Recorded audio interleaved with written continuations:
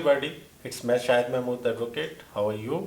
आज हम डिस्कस करने वाले हैं कॉन्स्टिट्यूशन की बड़ी एक अहम आर्टिकल जो मुतअद्दिद दफ़ा इंसर्ट किया गया, मुतअद्दिद दफ़ा उसको ओमिट किया गया। ये कौन सा आर्टिकल है? बड़ा मशहूर है, इस पे बड़ी डिबेट्स हुई। 58(2)(b 58(2)(b क्या है? यो कितनी दफ़ा आइन में इसका दाखिला हुआ और कितनी दफ़ा ये आइन से बाहर गया? बड़ा अहम टॉपिक है, एंड तक देखें, इंटरेस्टिंग चीज़ें हम डिस्कस करेंगे इस शॉर्ट सी वीडियो में। 58(2)(b के हवाले से जितने भी हकाइक हैं, जितनी भी आज तक इर्तका हुआ, वो हम आपसे डिस्कस करेंगे। तो चैनल को सब्सक्राइब करना ना भूलें। टॉपिक की तरफ बढ़ते हैं। 58(2)(b क्या चीज़ है? 58(2)(a में प्रेसिडेंट के पास पावर हैं कि वो किन हालात में असम्बली डिसॉल्व कर सकता है। जब प्राइम मिनिस्टर कॉन्फिडेंस का वोट नहीं ले सकता और उसके बाद कोई असम्बली में और मेंबर प्राइम मिनिस्टर बनने का ख्वाहिश नहीं रखता, तो फिर 2A में प्रेसिडेंट असम्बली को डिसॉल्व कर देता है। 58(2)(b में डिस्क्रिशनरी पावर रख दी गई, इनहेरेंस पावर रख दी गई, अनलिमिटेड पावर रख दी गई। इन एनी सिचुएशन प्रेसिडेंट उसको डिसॉल्व कर सकता है और नया इलेक्शन का ऑर्डर कर सकता है। अब 58(2)(b फर्स्ट टाइम कब इंट्रोड्यूस हुआ? 58(2)(b को समझने से पहले थोड़ा सा हम पार्लियामेंट्री फॉर्म ऑफ गवर्नमेंट देखेंगे और प्रेसिडेंशियल फॉर्म ऑफ गवर्नमेंट देखेंगे। पार्लियामेंट्री फॉर्म ऑफ गवर्नमेंट में जो पब्लिक होती है, जो कि वोट का हक रखती है, वो पार्लियामेंट्स के नुमाइंदों को इलेक्ट करती है और वो नुमाइंदे फिर आगे प्राइम मिनिस्टर और दीगर जितनी भी कॉन्स्टिट्यूशन के मुताबिक है उनको चुनते हैं।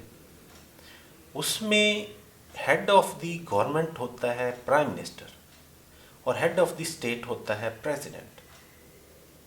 और इसमें प्रेसिडेंट के पास इसी तरह की पावर होती हैं जिस तरह बरतानिया में किंग के पास पावर्स होती हैं, लेकिन प्रेसिडेंशियल फॉर्म में जो प्रेसिडेंट होता है वो पावरफुल होता है, हेड ऑफ द स्टेट भी होता है, हेड ऑफ द गवर्नमेंट भी होता है। अब जब 58(2)(b फर्स्ट टाइम इंट्रोड्यूस किया गया, थर्ड मार्शल लॉ 5 जुलाई 1977 को जब थर्ड मार्शल लॉ लगा, तो उसके बाद 8th अमेंडमेंट के ज़रिए 1985 में फर्स्ट टाइम 58(2)(b को इंट्रोड्यूस किया गया और फिर 1997 में 13 अमेंडमेंट के ज़रिए इसको ओमिट कर दिया गया, ख़त्म कर दिया गया।